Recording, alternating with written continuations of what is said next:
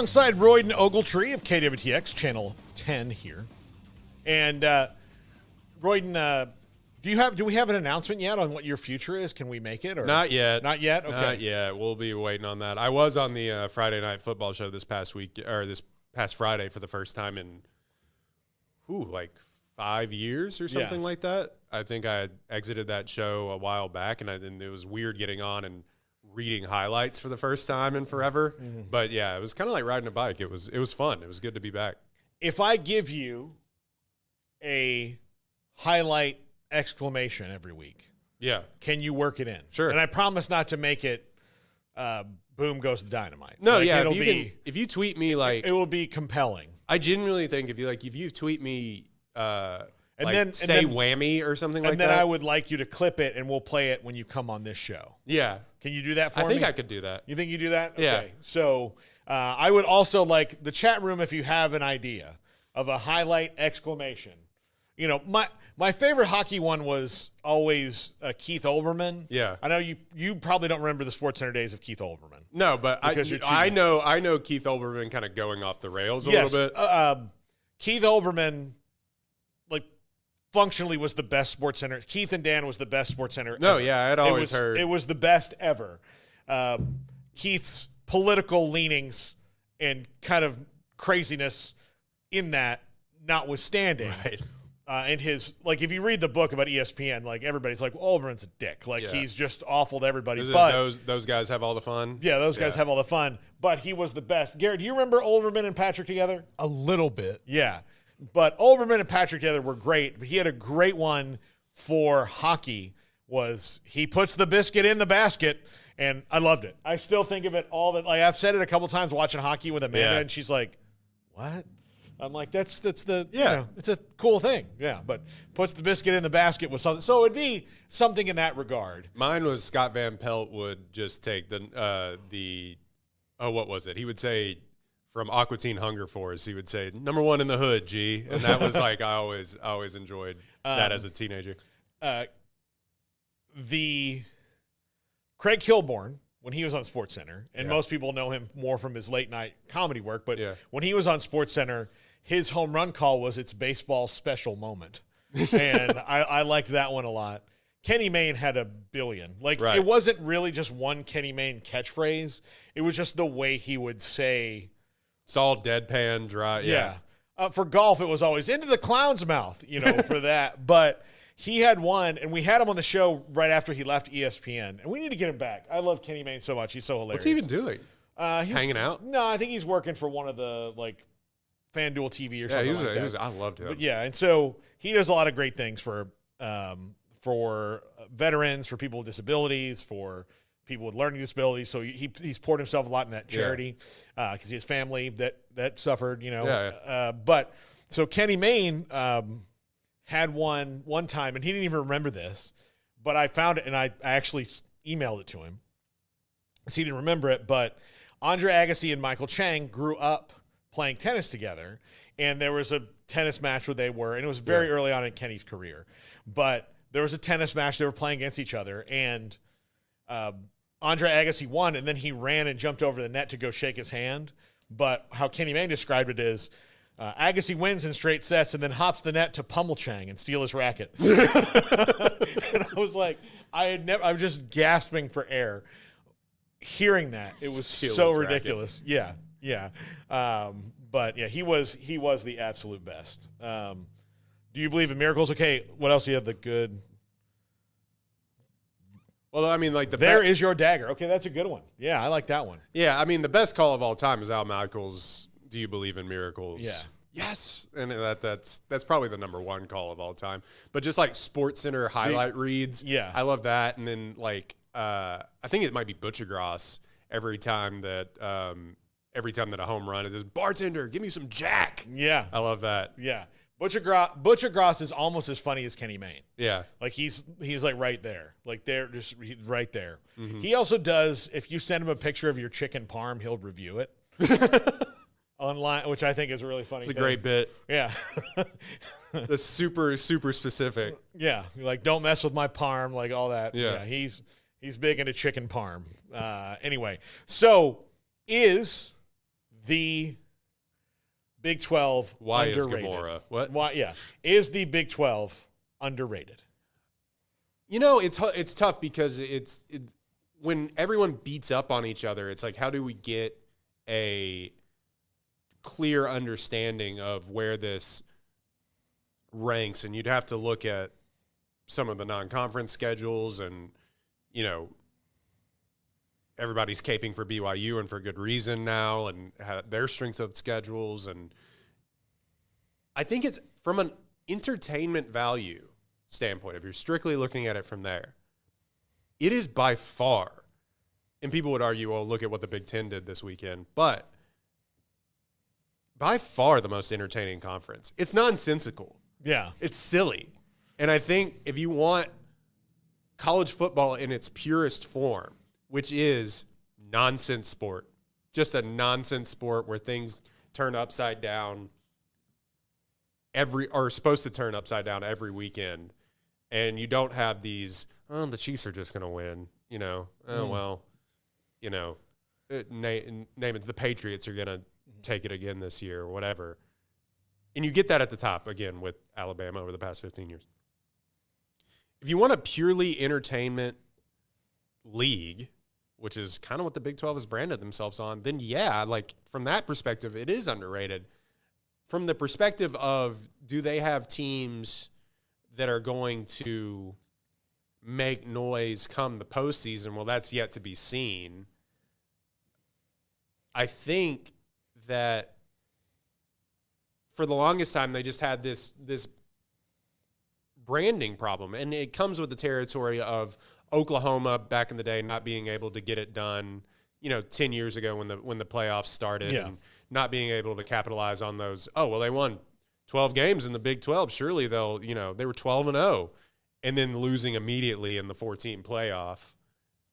And then TCU getting absolutely trounced a few years ago, after they beat Michigan, but nobody wants to talk about that. But, absolutely getting trounced a few. So there was like a branding problem, I think. And then all those years of Texas being down, the big names weren't coming through when they should have. Baylor, Baylor and for how TCU fun, for how fun they were, and then Baylor and TCU went head to head, and then they just completely dismissed them both. But then Baylor losing their New Year's Six bowl games, and go on down the list of why I think they had a bad branding problem for a long time. But for years, I think it's been one of the more fun conferences to sit down on a Saturday and watch, because from top to bottom, there is the most parity of any league ever. Yeah.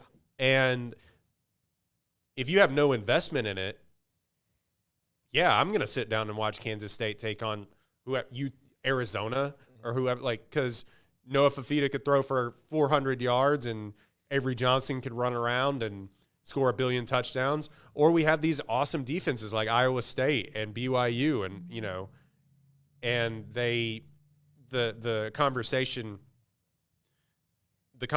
get diluted a little bit in that nobody knows how to gauge who's who, but I don't know. I find it to be highly entertaining. Okay, I'll put this to you. BYU is ranked 13th. They are behind Tennessee, Clemson, Miami, and Ohio State. Who has Ohio State beaten? Well, no one now. Yeah. Their best win is against Iowa, who is currently unranked. Yeah, but they're an okay team. Okay. Who is Miami's best win against? Cal.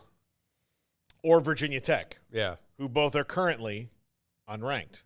Or Florida on the road, who's going to fire their coach. Okay. And look, I'm not saying that these teams aren't great, right? Miami's really good. Ohio State is the deepest team in the country. But he pointed out the inherent flaws in the rankings. Okay. Clemson has been rolling along since they got thumped by Georgia. Yeah. Right? Where are we with Georgia? The transitive property thing, we've talked about it before, is always weird. Yeah. But, yeah. But when you talk about your resume and who you've beaten, yeah, they've beaten Appalachian State, They've beaten NC State, who has one of the worst defenses that they've ever had in their history. They've beaten Stanford. They've beaten Florida State, who is by far the most disappointing team in the country. And they've beaten Wake Forest. This week they'll play They'll play Virginia. Then they'll play Louisville, who will be the best team they've played since that time. Then Virginia Tech, then Pitt, then the Citadel in South Carolina. So their schedule does get a little tougher, but they can be staring down the barrel of 11-1. But they don't play Miami. Yeah. They do play Pitt. And that's an undefeated team right now. But they do, have 3 weeks before they do. Or 3 games before they do. I don't know. I'm not saying they shouldn't be ranked high, but BYU is a team that's beaten SMU, who's ranked now. They've beaten Kansas State, who's ranked now. Those things where it's not built in because of who you are. Yeah. Tennessee. Okay, who's Tennessee's biggest win? It was NC State at the time. Again, OU, but OU was ranked then. They're not ranked now. And saying, well, they were 15th when they beat them, no. Well, here's the thing. We do this every year. Yeah. You're not who you outside of a massive wave of injuries. Yeah. A massive wave of injuries. You are who you are at the end of the year, not in the middle. Mm-hmm. So the rankings at the end of the year, the final ones are the ones where this team's they beat this team who's been pretty much, 10 to 15 all year long. They beat this team that's also in the top 12. They beat this team that's number 20 and has been kind of number 20 all year long. They beat ranked teams. They beat this team that's just outside the top 25, on the way up. That's a resume to me. And the Big 12 currently has more of that to me, and Ari convinced me of this, than most of the other teams do. Now, LSU is behind a lot of these teams now. They have better wins than that win against Ole Miss is a better win than almost any team in the SEC has, except Alabama over Georgia and Vandy over Bama. Yeah. So Georgia over Clemson's a great win. Okay, but then so all these stuff start to cancel each other out, which is why we can't do the transitive property. So I think the Big 12 and the ACC to some extent are kind of the same this year in that maybe they're a little bit underrated. Or not being fairly measured against the stack because of the SEC and a little bit of Big Ten bias. Yeah, I think that again, it was a branding problem, but the idea of preseason rankings has become more and more outdated as we go along, and with the mid-season playoff poll rankings that come out anyway. And maybe you need it as a measuring tool to begin with. So we say, oh, well, they had – but I really think with, strength of schedule and strength of record coming in and being a big play that I think these organizations have started to use, I think that's starting to cancel out these preseason rankings. And the idea that we can start with, no offense, what was Florida State? 9th? 10th? 9th, yeah. 10th, yeah. Yeah, so the idea that we can start with Florida State is 9th. We think they're the 9th best team before we have even set foot on the field. Yeah. It's asinine. Yeah. And that's not to pick on Florida State, but any team that starts at, Clemson over the years, over the past few years, any team that starts at, we think they're the 5th best team, and then all of a sudden they're 5th or 3rd or 4th or 5th in their conference at the end of the year. Yeah. I think we're going to have to start. And they'll never get rid of the AP poll, ever. It just won't happen. The writers won't let that happen. No. But the idea that we can start with, they had this top 10 win. I would take those polls, though, out of the metric. Yeah. I would take them out or not include them until the last part of the rankings. Yeah, I think that the idea that we can start with everyone's essentially starting from zero, but not really, because Michigan, who has been extremely beatable this year, starts at what did they start at?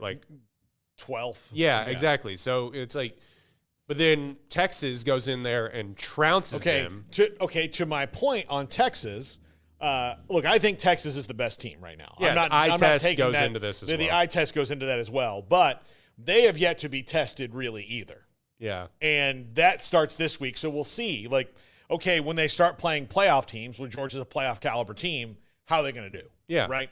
So that's their first real test. And saying that Michigan and Oklahoma were tested them, no. Yeah, I think the counter argument is that for the Big 12 is that all these teams who we know are good are then beating up on each other. So how good is each team individually? Mm-hmm. And I think if BYU or Iowa State comes out of these games sort of unscathed, do they play each other? I don't have the schedules. Do Iowa State and BYU? They don't. They can only beat in the championship. Yeah, so if they come out of these games unscathed, maybe we get a real look at what the Big 12 actually has to offer at the top, instead of the middle cannibalizing each other. So that's maybe the counter argument is that how good are these teams really if they're all kind of beating up? But you can watch any game and see that they're absolutely killing each other on the field when you watch a Big 12 game. But the idea that this, because they're cannibalizing each other, this league isn't equal to a league where maybe like Oregon is simply dominating, or now Texas is simply dominating. I don't subscribe to that line of thinking, but again, it all comes back to everyone starting from zero. But we have an idea of what these teams we think that they are, and unfortunately, that idea carries water way longer into the season than I think it needs to anymore.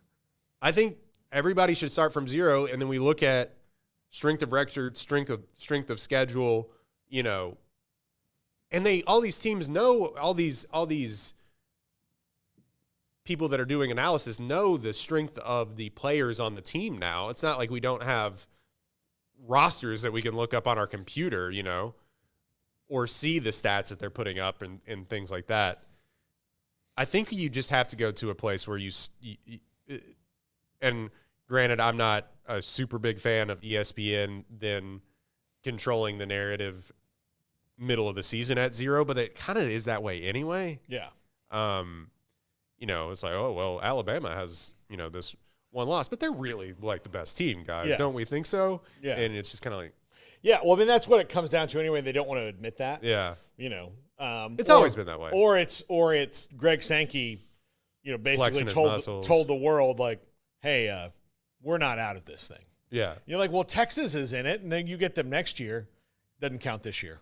Yeah. Believe me, the Big 12's not going to let us have it if they win it. Right? That kind of a thing. So, that's how it works. Okay, so the SEC and Big Ten are going to have this scheduling partnership, a challenge, kind of how they do in basketball. Probably spread out over a couple weeks in the early part of the season where, they'll rotate year to year who plays to get those better matchups. With the SEC going to 9 conference games eventually, which is inevitable. Mm-hmm. They're going to have to do that. And then they're going to have 10 games every year that will be doozies. Yeah. And then that's also for a lot of them that have a rival like Georgia and Georgia Tech, Florida and Florida State out of the conference, Clemson and South Carolina, they're going to have 11 really good games on the schedule. And that's what they should do. That's absolutely what they should do. Wow, did your water just squirt out over the? It might have. Didn't see that? Okay, but it's a weird one. I think it's that's what they should do on the schedule. I think everybody's schedule should be tough. I do, and if we're going to be subject to everything changing all the time because they're going to tell us there's going to be better games, then we should get more. Like, we shouldn't get Alabama versus Wofford in week 11. Well, yeah, the SEC always did that thing where, and nobody really talked about it. Everybody's like, quote unquote, BUY games came at the beginning of the season. At least that's what the Big 12 teams did. And then they would, they'd play 3 at the beginning and then have 9 conference games where they kill each other down the stretch. The SEC did this thing that I was always jealous of, and I never understood why more conferences didn't do this, where they would have their bye game literally like week 10. Right before their rivalry game. Yeah. And so they get to rest players. They get to do this. Alabama beat Alabama State 100-0 or whatever, and you're just like, how do you get to do that? Like, what? How did they, in the middle of the season? All right, you just get it. Okay, sure. When everybody's hurt and whatever. I think the idea that you can have these mega conferences and slowly starting to move to a more single, kind of like the NFL model. The idea that you can have these mega conferences and continue to have quote unquote bye games or three non-conference games that don't mean anything, I think is going to go by the wayside. Yeah. I'll just use Baylor as an example. When Baylor was rocking and rolling 10 years ago, and then, they would play Wofford and Buffalo and all these teams, UConn, to start thinking, that's just not going to happen anymore. Yeah. Absolutely. And I don't think it should. If you're going to have all this TV money and all and granted, it's going to suck for the players when we're sending Boston College to California or whatever, just name a plane flight, but we're sending East Coast teams to West Coast and vice versa. It's going to suck for them a little bit, and they're going to get beat up, and these games are going to be brutal for, I think, if you're playing these harder conference games or non-con games, it's going to be brutal. I'll give you that. But the idea that you could have these mega conferences like we're moving towards, and then have these conferences say, no, we're still going to play UTSA. Yeah. And you're just like, that's not what we're in it for anymore, man. Yeah. If we've all made the decision, we've all shook hands and agreed that this is going to be about money. Well, they have a fiduciary responsibility to the customers, right? Yeah. At a certain point, all right, what are you giving back to us? Yeah. Like, if we've all made that handshake agreement, and whether it's good or bad, we've all decided whatever. All right, give me the games that I want to see. How else are you going to get me to go along? Even though not me personally, but get the fans. I was always there, but like get the fans to go along with. Yeah. Eventually, we might push some of your teams out. Like we're going to keep pushing out until this is what it is. The only way that you're going to get people to buy into that is to give them the big games, what it could be in the future. Now, now some of those, Rutgers versus South Carolina, they're going to have to put on Thursday night by itself, because otherwise it would get no TV number no matter what. And that, I'm not indicting the current states of those teams, but I'm just saying that, name brand people are going to watch A&M versus Oregon way more than they were Rutgers, South Carolina. They're going to watch Bama, Ohio State more than anything they've ever watched in their life. Yeah, Wake Forest versus, I'm talking like a Big Ten, like Big Ten, ACC. Like Northwestern versus Vanderbilt is going to be buried, buried in all that. But still, it's good for the Mississippi State, Minnesota, which would be fun. But you know what I'm saying? Yeah. So the Big 12 and ACC, I think, should do this. The problem is that the ACC is in chaos right now. Right. So when the ACC gets out of chaos, if they do, then they should just go ahead and say, look, if they're going to do this and they don't want us involved, then we're going to do it on our own, and we're going to have, North Carolina play Texas Tech, and we're going to have Arizona State play Miami, and all these things, because you have to improve the games on your schedule, and if those teams aren't willing to do it with you, then you have to go where that is. Yeah, you have to go. I mean, they call it the Power Four. We'll see if the ACC even sticks around. I hope that they do, but you have to then start sacrificing some of those games where you would play, not to poo-poo these teams, where like Texas Tech would play UTEP or whatever, and you got to start sacrificing that. Like, nah, man, now you're going to play NC State. Yeah. Sorry. Like, it is what it is. Like TCU, you got to go play Miami.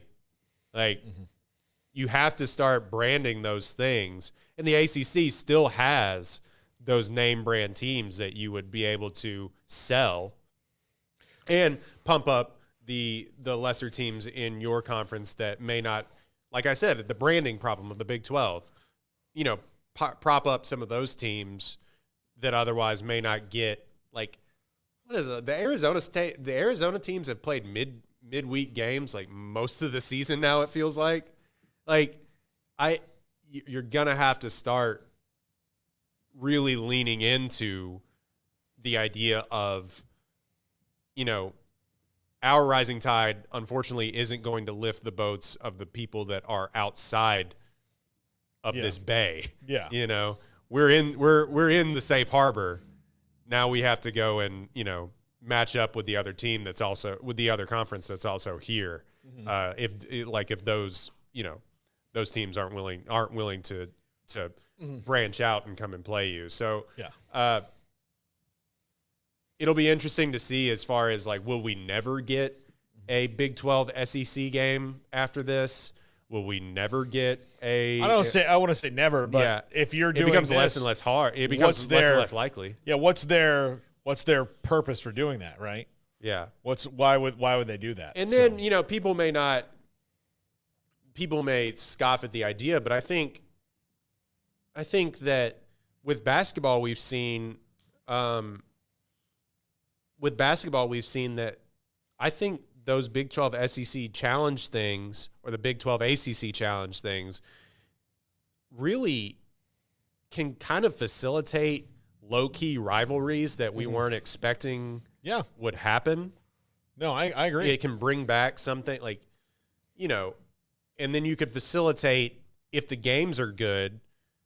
Man, I can't believe that North Carolina beat the crap out of Baylor in this. I want to play them again. Yeah, absolutely. We need to get our get back on North Carolina, which is something you never thought that you would say. No, back in the day. So no, and here's the thing: bowl games are about to change too. Yeah, there's probably not going to be as many.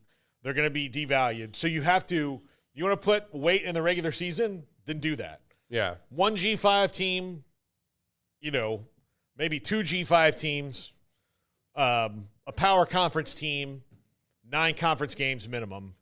Like that in 9 conference games. Yeah. Do that.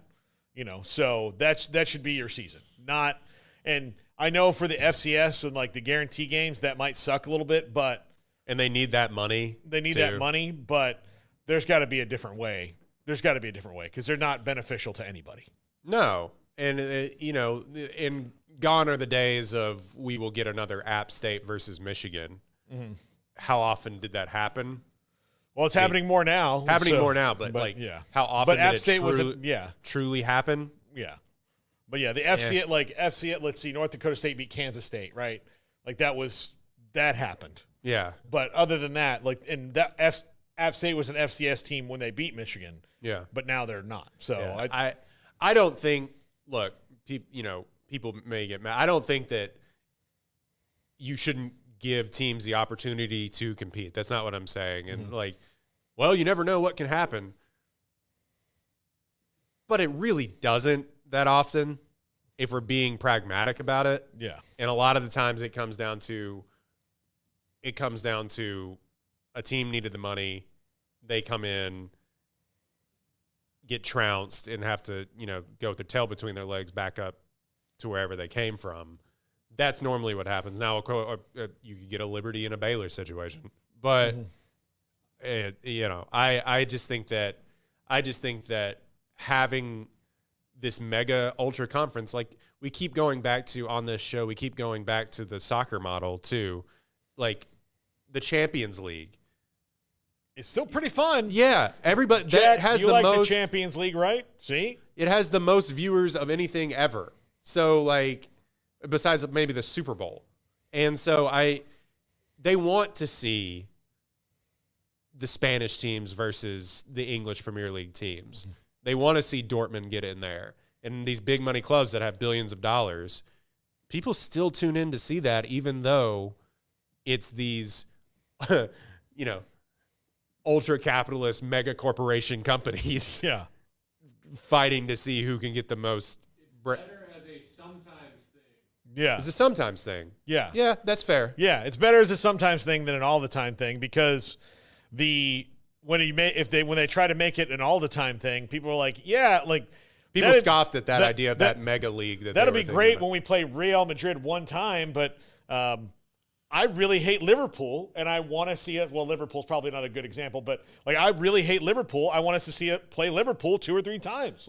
I'd rather see that. I'd rather see a derby game than like, oh, look, AC Milan, great. Yeah. Okay, that's fun, but they tried to do that. They tried to make a Champions, not a European thing, but they tried to make a Super League. Thank you. Yeah, with the top Spanish teams, the top Premier League teams, and really it became like the teams that had the most money, because I think like Chelsea was included, and they haven't won in forever. So it doesn't, it was just the teams with the most money. But the idea that you could do that, and people all of a sudden are going to be like, yeah, I really want to watch the big SEC is what they would. I'm sure is what they would call it. Yeah, that's what I want to watch all the time. I don't think college football fans are that invested in that. The regionality thing is what we've talked about a lot, and it still exists. Iowa State and Kansas State fans want Farmageddon. They're mad it's going to be in Ireland next year. Like they want it there. Now look, they're going to have a fun trip and go to Ireland and have a good time, although Ireland's a terrible place and awful things happen there.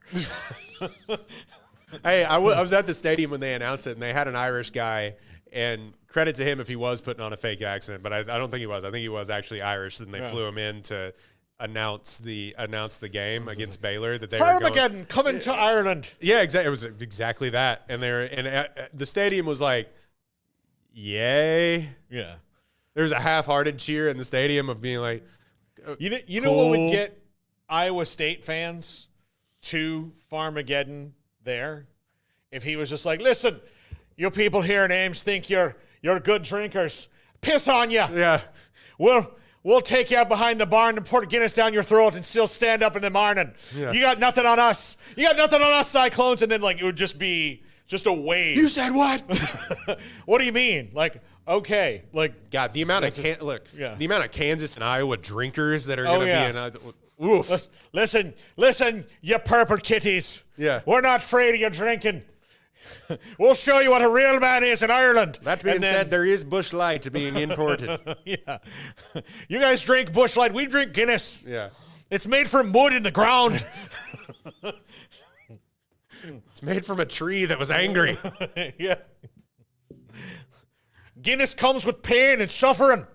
The potato famine and all that. Yeah.